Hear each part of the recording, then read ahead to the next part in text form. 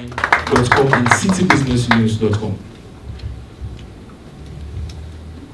Thank you very much, Kojo. We've been told I'm going to be sharing a few thoughts around winning with the consumer and shopper. I would share insights, data that we at Nielsen have sourced by speaking with consumers and shoppers, and also share perspectives from having worked across different markets in Africa, and share some parallels, particularly from Nigeria, because Nigeria and Ghana do have a history together, many things that are similar. And I dare say that what Ghana has gone through in the past 2 to 3 years from an economic standpoint, Nigeria also mirrors in certain ways. And as we proceed, I would share some of those parallels and some of the learnings. So what has happened to consumer purchasing power?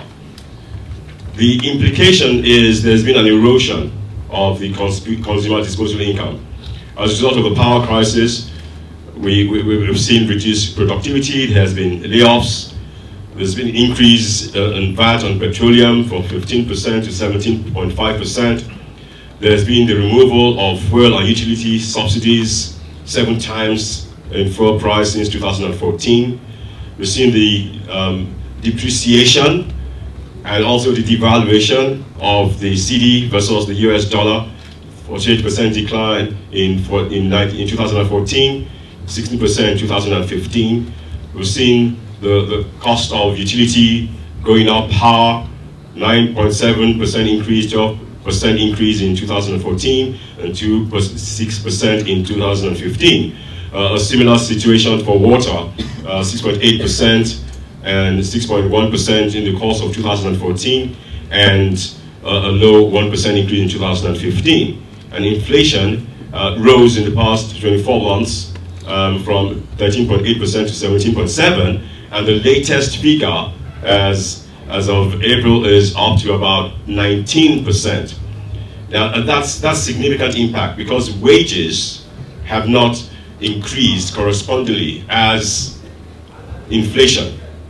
And let me also say that easily, without having said this is Ghana, this just mirrors exactly what has happened in Nigeria. Exactly the same situation. These 6 bullet points have exactly happened in Nigeria.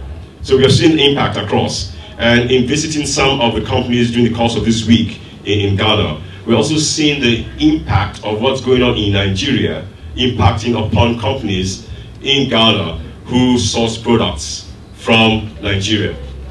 So there's no way across the sub-region that the issues of the economy in Ghana is not going to affect Nigeria one way or the other, or vice versa. And those are things that we as marketers have to be thinking about, because it's not just plain local, but it's plain regional and plain global, because things that happen in regional and global context will impact the local market. And I think that's very instructive for us in Ghana.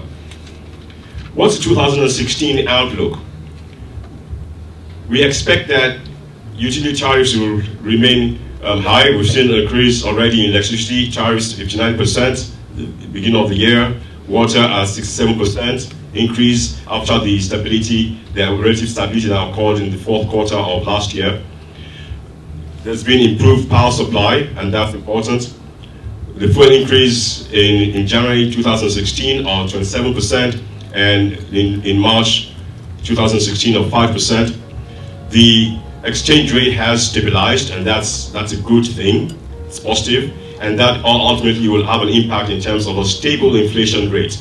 So even though it's now up to 19%, but in terms of the acceleration month-on-month inflation, it is not happening as fast as it had in the previous 2 years. And that's really important, as I share later on, that when there's a sense of economic stability, even if there's still inflation, the consumer is a bit more confident, and it begins to react a bit more positively towards the goods and services that various businesses offer.